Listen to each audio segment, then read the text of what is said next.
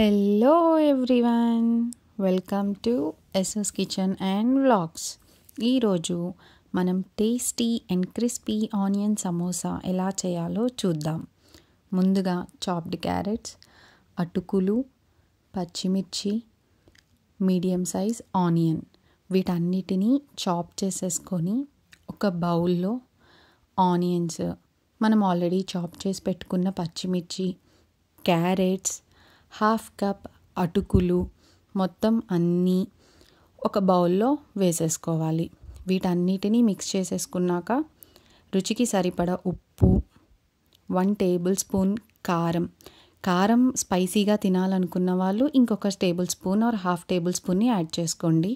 Next వచ్చి 1 tablespoon garam masala, jeera powder, నేను అది కూడా హాఫ్ టేబుల్ స్పూన్ వరకు వేసుకున్నాను. వీటన్నిటిని వేసుకొని మంచిగా మిక్స్ చేసేసుకోవాలి. నెక్స్ట్ 2 టేబుల్ స్పూన్స్ ఆఫ్ మైదాలో కొంచెం వాటర్ వేసుకొని లంప్స్ లేకుండా పేస్ట్లా చేసుకోవాలి. నేను సమోసా ప్రిపేర్ చేయడానికి సమోసా షీట్స్ని అయితే తీసుకున్నాను. వీటిని ఇలా మనం సమోసా షేప్లో ఫోల్డ్ చేసుకొని దాంట్లో మనం రెడీగా పెట్టుకున్న ఆనియన్ మసాలా స్టఫ్ని వేసేసుకోవాలి. మనం ఆల్రెడీ లంప్స్ లేకుండా మైదాని పేస్ట్లా చేసుకున్నాం కదా, వాటిని ఇలా ఎడ్జెస్ అన్నిటికీ అప్లై చేసుకోవాలి. ఇలా చేయడం వల్ల మనం ఫోల్డ్ చేసేటప్పుడు ఆ సమోసా షేప్ అనేది పోకుండా ఉంటుంది. సో ఇలా అన్నిటినీ అప్లై చేసుకొని సమోసానైతే నేను ఇలా ఫోల్డ్ చేసుకున్నాను.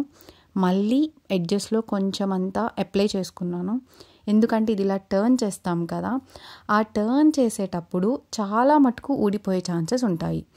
సో ఇలా చేసేసుకుంటే ఏంటంటే మొత్తం అంతా మనకి సమోసా చూడండి ఇలా మంచిగా షేప్గా వచ్చేసింది. ఇలా అయితే నేను మిగతా షీట్స్ అన్నిటినీ ఇలా సమోసా షేప్లో చేసుకున్నాను.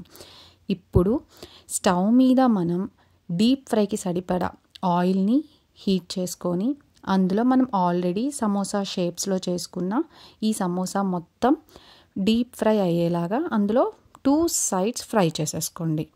ఇలా చేయడం వల్ల సమోసా కూడా మనకి చాలా క్రిస్పీగా, కలర్ఫుల్గా కూడా ఉంటుంది. సో ఇలా 2 సైడ్స్ని టర్న్ చేసేసుకోండి. చూడండి మీరు కలర్ కూడా చేంజ్ అయ్యింది మనకి.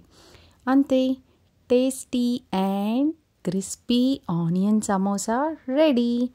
పిల్లలు కూడా ఈవినింగ్ స్నాక్స్కి ఇది చాలా బాగా ఎంజాయ్ చేస్తారు. సో మీరు కూడా ట్రై చేయండి.